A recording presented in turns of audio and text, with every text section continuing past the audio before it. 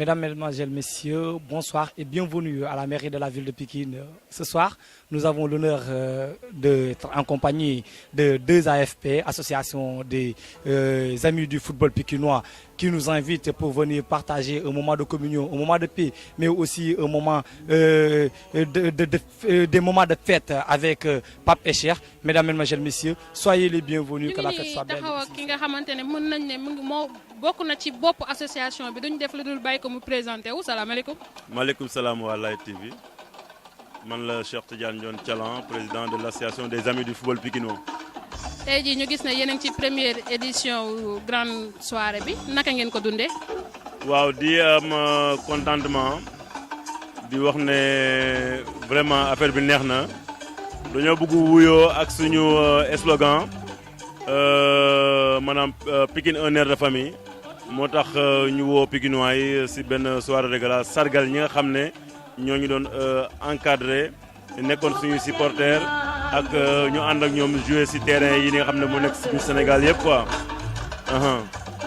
di wax ne soirée bi pourquoi ñu def ko aussi dañoo bëgg présenter les Pikinois le projet de deux AFP Academy bu nga xam ne concept bi FEM la tudd. bu ñu waxee FEM ay FEM quoi FEM football études emploi et métier dañoo bëgg éviter loo à la jeune génération ñu bañ a maanaam ñu bañ a di sacrifier seen étude au détriment du football. parce que football wóorul ñu ne il faut que ñu jël concept FEM mettre ko en place et puis dina permettre xale yi ëllëg à défaut ñu nekk ay footballeurs professionnels. ñu nekk ay citoyens modèles am métier et puis mun a subvenir à leurs besoins te duñu talal seen loxo. ñu gis ne yéen a ngi dajale ay équipe banlieue yu bari ñu xam ne gis ne loolu c'est pas du tout facile naka ngeen koy defee. waaw xam nga Pikine 16 communes la mais si 16 communes yooyu aussi association bi am na fa ay membres dañoo bëgg yaatal de sorte que Pikine daj. maanaam bu ne Pikine aussi day on fait référence à Pikine bi nga xam ne dafay commencer Dalifort ba Kër Massar ñu waxuñu Pikine Dagoudane ou bien Pikine Talou Bess ou bien Mbao Pikine la ñuy wax maanaam Pikine de Dalifort à Kër Massar fexe ñun ñëpp ñu nekk benn kii quoi famille. président gis nañ ne association bi ñi ko ëmb bari nañ duñ ne président bi rek moo yor liggéey bi association bi ñi ci nekk bari nañ tey jii boo amoon benn message boo xamante ne da nga leen koy lancer lan lay doon. di leen remercier d'abord parce que très sincèrement bu yombee tey c'est grâce à tout le monde mais di leen aussi inviter tout le monde aussi à ce que ñu jël ay initiative parce que aussi il faut que ñu jël ñaari yi autrement di ñu mën a di kii quoi innover aussi ñu mën a kii quoi internationaliser quoi. ñaari yooyu daal laa bëgg ñu jël ko téye ko maanaam innovation après ñu mun a kii quoi internationaliser. waaw président loo wax ci waa Light TV. waaw Light TV moom très sincèrement man moom jàpp naa ne man si laa bokk dama leen di ñaanal maanaam ngeen raw si télé yi wala leen ñaanal si barke Seydina Mohamed. ñu bàyyi la nga tàggatoo président. beaucoup waaw ok di merci tout le monde. et puis di wax yàlla na soirée bi neex et puis ku ñëw et puis mu dem ak jàmm quoi. merci président kontaan nañ trop parce que suñu xol sedd na trop parce que lii bu ñu ko defee tey dañ kaa war a def parce que woo ñi nga xamante ne ñoom ñoo ñu doon encadré ba ñu nekkee xale ba tey yàlla def ñu ñoom ñu nekk ay responsable nekk di encadré tey loolu satisfaction la daal. ñu ngi lay jaajëfal mbokki téléspectatrice Light TV. Mamadou Badiane, je suis coordonnateur du Grand Parti dans le département de Pikine et je conduis la délégation du Grand Parti ici présente. tey ñu gis sa teewaay ci soirée de gala bi tey jii yan sentiment ngay ressentir. Sentiment de fierté en tant que Pikinois parce que yu mel nii dañ ko war di multiplier ci département de Pikine donc bu ci amee ñu ñëw avec le monde sportif donc du ñu def lu dul fier d'autant plus que dañu bokk ci monde sportif bi donc on est très content d'être là. tey jii boo amoon benn encouragement wala benn conseil boo leen di jox lan lay doon. ñu gën a góorgóorlu dans cette unité pour que nos athlètes mën a am performance bi ñuy xaar ci ñoom et que nos équipes donc mën a performantes tout le temps te loolu unité moo koy joxe et je sais que bu tous les fils de Pikine uniré wu autour de ça mën nañu dem fu nekk. Un mot pour la chaîne Like TV. Like TV on adore et que ngeen xam ni rek ñun la délégation du grand parti et on est de tout cœur avec vous et on vous encourage et saa yu ngeen ñu soxla donc on est là pour vous encourager et bonne chance. Merci beaucoup monsieur ñu ngi taxaw ak benn hôtesse bu yanj duñ def lu dul bàyyi ko mu présenté wu soxna si na nga def. maa ngi fi soxna si. fàttali ñu ko. Néné Ndaw laa tudd. ñu gis ne tey da nga bokk ci hôtesse su soirée de gala organisée par 2AFP tey ji lu doon sa taxawaay fi Vraiment content la bokk ci association bi ma xam ne waa Pikine yëpp moo tax ma sawar cee bokk rek loolu dong la waaye du dara. ñu ngi lay jaajëfal soxna na nga def lu ñu def lu bàyyi la nga présenté wu fàttali ñu tur bi. Bon, c'est monsieur Ousmane Faye, président de la coalition Manko Wattu Sénégal. ñu gis sa association des amis du foot pikinois ñoo ko organisé tey lu doonoon sa teewaay fii. Bon, sama teewaay pour prise de raison parce que xam nga man je suis un Pikinois fi laa juddoo fi laa yeroo fi laa màggee ces gens là ki nga xamante ni ñoo organisé sabab association bi yëpp c'est mes jeunes frères ma nekkoon seen dirigeant depuis les Niayes de Pikine après les âges je suis aussi une émanation des mouvements associatifs donc c'est très normal ne reste que ça que ma ñëw. tey jii noo gisee seen tournoi yi nga xamante ne ñu ngi koy organiser boole ay équipe banlieue yu bari ci benn tournoi. Bon loolu c'est une très bonne chose damay def ni dans la vie lépp lu nga xamante ni dafay rassembler nit ñi di leen boole surtout mooy esprit sport mu sportif yi bokkuñu ak ñeneen man moo tax sax damay tooñ di wax ñi politique ni leen dañuy war a jaar ci wàllu sport ba pare door a def parce que da ngay daal di xam nga sport moom beneen monde la. Donc loolu la ñu xam loolu moo normal raffermir les gens boole les des trucs comme ça c'est ce qui est normal mais ñoom bon ñi ngi def initiative bu baax bu nga xamante ni aussi toujours dañ leen di encourager parce que xam nañu leen fi lañ suñuy rakk lañu ñu ci bëri ñooñu ci suñu kanam la ñu évoluer ci la ñu footballé ñu xam nga nekk ci affaire association yi depuis nawetaan yi ba ci club yeeg tout ça donc c'est vrai que ñun détaché wu nañ ci affaire sport dugg entièrement ci wàllu politique mais nag terewul toujours rek ñu ngi nekk seen ginnaaw di leen encourager d'ailleurs moo tax tey ñu wàcc activité yëpp ñëw teew si fii. En tant que responsable politique ñu gis ne léegi nawetaan bi dafa bëri violence tey jii boo amoon benn message boo xamante ne moom ngay lancer lan lay doon pour supporters yi fair play bi. Bon loolu defe naa ni du si nawetaan rek fépp la dans la vie nit ñi les gens sont devenus mënuma ko sax expliquer. te mooy li may wax rek parfois sax ñuy tirer ñun les politiques et tout ça seen dirigeants yi te damay wax ni problème bi mooy ñun ñëpp du nawetaan rek de fépp la secteur boo dugg da ngay gis indiscipline buy régner ak naafeq yi nga xamante ni nit ñi ñematuñu wax dëgg dañuy raayalante ginnaaw les gens sont devenus violents gis nga université yi la fay xew ay xale yu ndaw war a ndaw li ci jàng ut diplôme dem di jël ay xeet di xeex ak ay alkaati c'est-à-dire lu doy waar la lu nga xamante ni ñun ñëpp dañ ci war a méditer yaraat sénégalais yi war nañu yaraat seen bopp te yooyu ñu nekk dafa xewi moo tax retard bi am léeg-léeg ñu jiñ ko acteur politique yi mais ñoom ci seen bopp la parce que am na koo xamante ne bu yàqoo kenn mënu ko defar li waa ji wax rek boo jëloon tey ñu nekk fii yóbbu leen Europe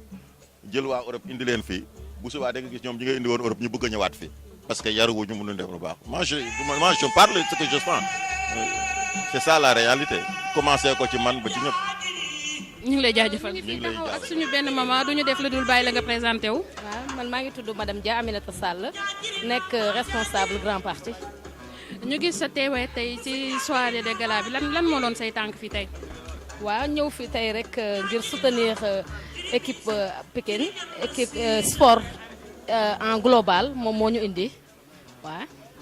tey jii gis nga initiative bi nga xamante ne ñoom moom lañ def tey boo amoon benn conseil wala benn encouragement boo leen doon sànni rek lan lay doon. waaw xanaa ñu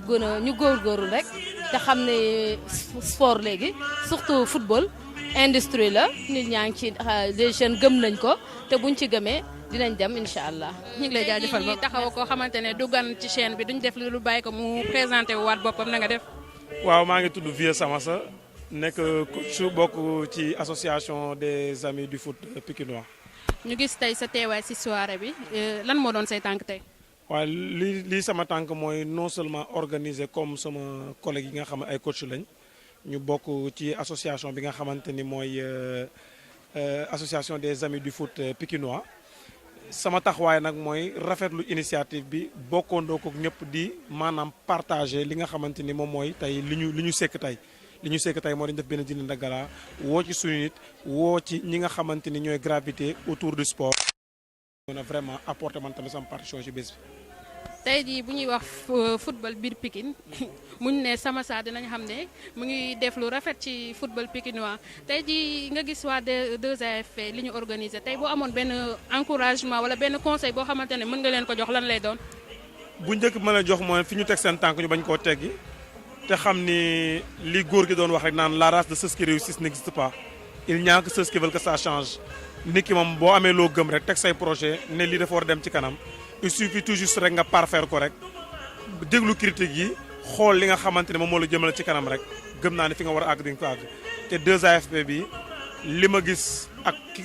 ko dirigé en la personne de Thialan gëm naa ne fi ñu war a dem dinañ fa dem incha allah. ñu bàyyi la nga sànni benn moo ci la chaîne Light TV. Light TV mooy télé bi nga xamante ni mooy def promotion wu képp kuy def événement du ci football bi rek lañ yem xam nañ ne Light TV mu ngi jàppale ñeneen ñu bokkul ak ñu nekk ci monde sport événement yi am Pikine yëpp gis nañ ne Light TV mu ngi ci apporter partition am macha allah nit ñi ñu ngi leen di xam à partir de Light TV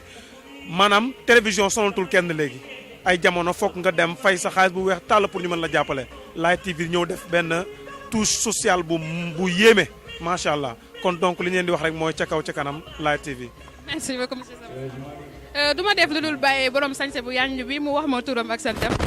Fatou laa tudd Diame. ñu gis na nga def sa sañse bu yanj nii ñëw ci soirée de gala bi lan moo doon sa teewaay fii. waaw soirée bi dañ cee nekk ay pàcc yu bari soirée bi jabar lañ ci bokk ci association bi en même temps. waaw ñu ngi lay jaajëf. bonsoir duñu def lu dul bàyyi la nga présenté wu. waaw Malick Sow alias Lopez xam naa Lopez la gars yi gën a xam quoi. ñu gis tey sa teewaay ci soirée de gala bi nga xamante ne association des amis lan mooy sa tànk. waaw sama tànk mooy jàppale leen ci initiative bi tout en sachant que ni développement bu ñu koy wax ci dëkk ci domaine yëpp la rawatina ci football ku ne xam ne ni football bokk na ci li suqali réew tey ji à travers le monde planétaire. suñu xamee Brésil football moo tax suñu xamee yeneen dëkk football moo tax donc tey jii parce que gis nañ ni aujourd'hui on parle de ligue professionnelle au Sénégal et que dans chaque club yi gën a mag au Sénégal ay doomu Pikine ñoo koy toj pourquoi léegi Pikinois yi ñoom mënuñu regrouper wu autour de l'idéal commun qui est de développer leur football mais également détecter leur talent et de leur maintenir pour développer le foot local d'abord avant ñuy waxi leneen donc initiative boobu moo tax ma ne naa ñëw ma nit apporter ma tous jàppale leen ci vraiment ci xalaat boobu. en tant que porteur de voix tey jii lan ngay wax ci bu ñu nee football wax banlieue ñu bari dañuy xalaat violence tey jii cas de violence yi bari nañ tey boo amoon benn message boo xamante ne moom ngay lancer supporters yu nawetaan yi supporters football de manière générale lan lay doon. waaw moom mooy tout simplement violence ne rime pas football ne rime pas avec violence d'autant plus que tey jii boo xoolee. L'homme qui a créé la Coupe du Monde est un Français mais bi mu koy créé c'était pour instaurer la paix dans le monde et loolu bi mu ko defee aussi l'Organisation des Nations Unies dañ ko appuyer ba tax ñu jël FIFA muy kuréel gu yor football ci wàllu àdduna def ko benn démembrement ONU soo xoolee loolu aussi moom mooy waral ni tey jii soo gisee asiatiques yi africains yi américains yi européens yi nit ñu weex ñi nit ñu ñuul ñi nit ñu jaune ñi tey di boole di bokk ci benn terrain de football nga xam ne kon football jàmm la woote donc appel bi may lancé moom mooy les autorités du mouvement nawetaan surtout parce que foofu la paix ñoom it war nañ bay seen waar ci wàllu woowu c'est-à-dire développer la culture dans les activités du nawetaan suñ ko defee rek moi je crois que dinañ mën a conscientiser les jeunes xam ni ñoom seen bopp ñoom ñoo mën a mettre fin à la violence qu'on a l'habitude de voir dans les stades.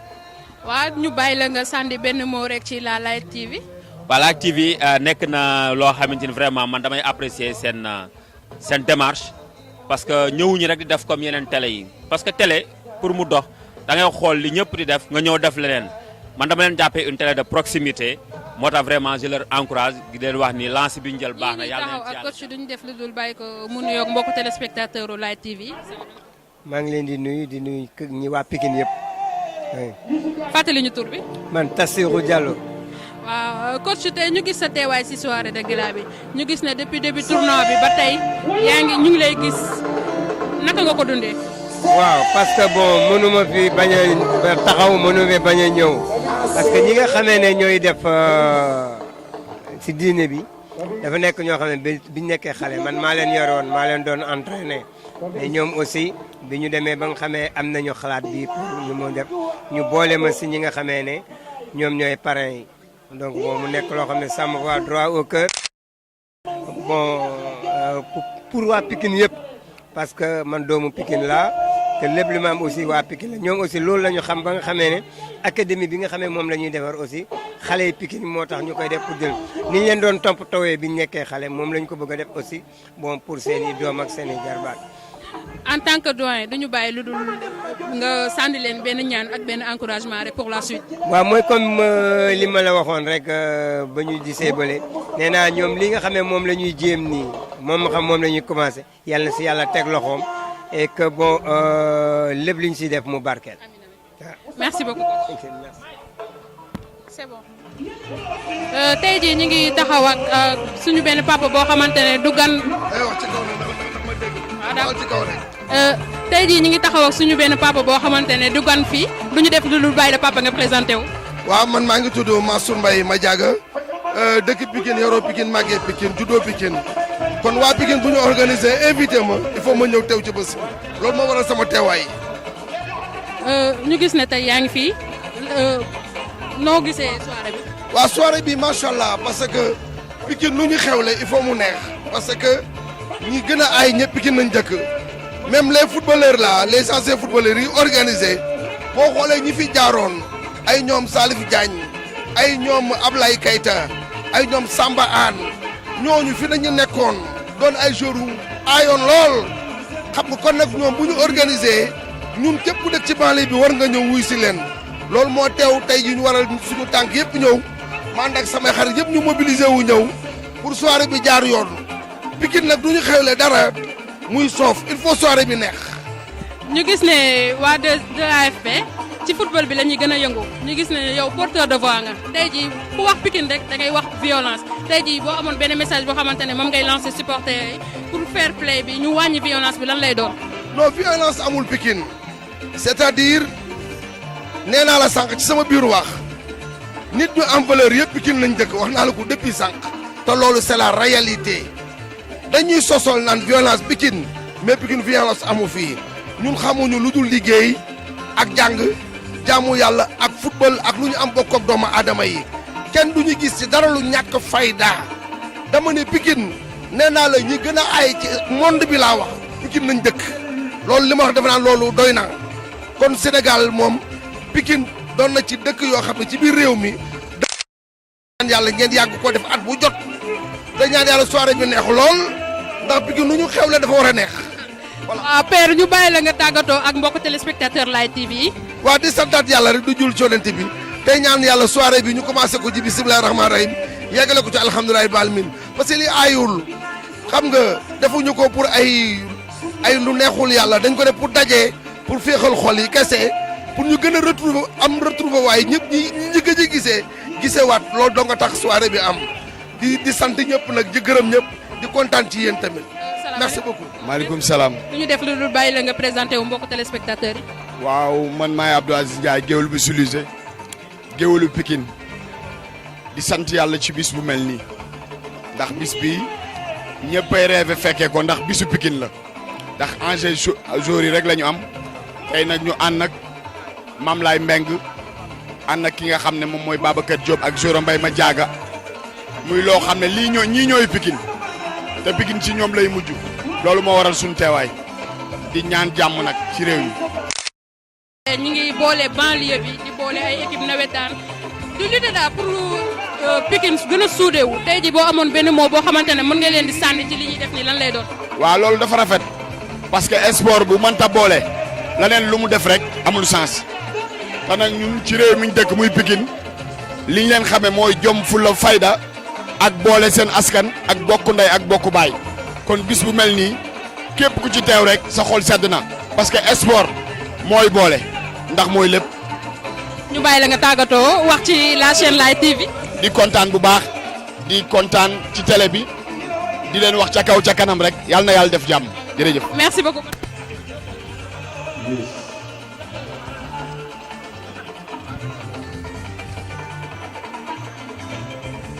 ñu ngi taxaw ak koo xamante ne dafa bokk ci parrain duñ def lu dul bàyyi la nga présenté wu. waaw c'est ça man maa ngi tudd Mame Lay Mbengue président mouvement APR ànd Pikine rafet. lu doon sa teewaay tey fii. waaw sama teewaay ci bés bi li ko waral mooy les amis du foot li ñu def nii sama bëgg-bëgg la woon te mu nekk loo xam ne vraiment mu ñu du ay doomu Pikine man ak ñoom ñu bokk gis-gis moo waral sama teewaay tey. tey jii ñu gis waa 2AFP ñu ngi boole banlieue bi di leen gën di suude ñu ngi boole ay équipe tey jii boo amoon loo leen di sànni lan lay doon. waaw li ma leen di sànni mooy li jiitu mooy autorité Pikine yi laa njëkk sànni kaay kàddu mooy que ne ñii li ñu def ni tey ay ndaw lañu yoo xam ne yàlla dogal na doon nañ football mais yàlla dogal na ñoom jotu ñoo am li xale yi am tey ci football ba tax na ñoom tey ñu dajaloo di xool nan la ñuy exploité ba jàppale xale yi pour au moins ku mel ni Sadio Mané war nañu ko am à Pikine donc loolu boo gisee mu ñàkk am Sadio Mané boo xoolee ci école de football la jaar donc autorités yi war nañ profiter xool nan la ñuy jàppale ci espace yi des yi nan la ñuy jàppale ndaw yi tey ku mel ni maa ngi ñëw tey sànq dugg si fekk ku mel ni Salif Diagne Alsane entraîneur la boo xam ne tey équipe nationale bi tey waroon na ko mën a yore ku mel ni Lamine Gadiaga équipe nationale mën na ko yore te ñoom ñëpp ay doomu Pikine lañu tey xale yi fi nekk ni tey organiser lu mel nii nekk na ñoo xam ne am nañ xam-xam ci football kon donc dañ leen jàppale au moins espace yi des ñu exploité ko au moins mu am école de football yi fu mun a am bàyyi ndaw mun fee gën a tey di am ci milliards yi nga xam ne ñoo am investir ko ci banlieue bi vraiment loolu mooy li nga xam ne daal mooy war a sama taxawaay tey ma kontaan ci trop di ñaan yàlla tam appel boobu ni ñu def autorité yi ne ñëpp ñëw. En tant que porteur de voix lan nga mën a sànni pour la non violence. waaw non violence man li ma ci sànni mooy que ne boo xoolee tey foog naa ne tey Pikine ci loolu la ñuy dox ndax tey foog naa ne tey Pikine lu ñu wax rek sécurité la ñuy wax kon donc léegi Pikine ñi ngi dajaloo di xool nan la ñuy nekkee benn rawatina ndaw yi man sama mouvement bi ma yore li may gën a xeex mooy non violence ci développement laa yëngu mais toujours fu ma taxaw rek maa ngi sensibiliser nit ñi au moins ñu mën a nekk benn xool lépp loo xam ne lu yàq la wala lu une gaañ-gaañ wala loraange ñu moytu ko. waaw duñ def lu dul bàyyi la nga tàggatoo waxaale tuuti si la chaîne Light TV. waaw seen Light TV bi maa ngi leen di remercier di leen encourager di leen féliciter di leen ñaanal yàlla fi ñu dégg yeneen télévision ñu dégg leen fa ndax franchement am na koo xam ne suñ sag la suñ tiitar la muy Germain mu nekk doomu banlieue bi vraiment dafa yëngu ak l'autre là le caméraman vraiment ñu nekk noo xam ne ay doomu banlieue bi kon dañ leen sagoo di leen tiitaroo di ñaan yàlla télévision bi nekk télévision yi nga xam ne ñëpp gën nañ leen ràññee ci àdduna bi ak yow ñu ngi lay nuyu di la gërëm di la sant. ñu ngi lay jaajëfal.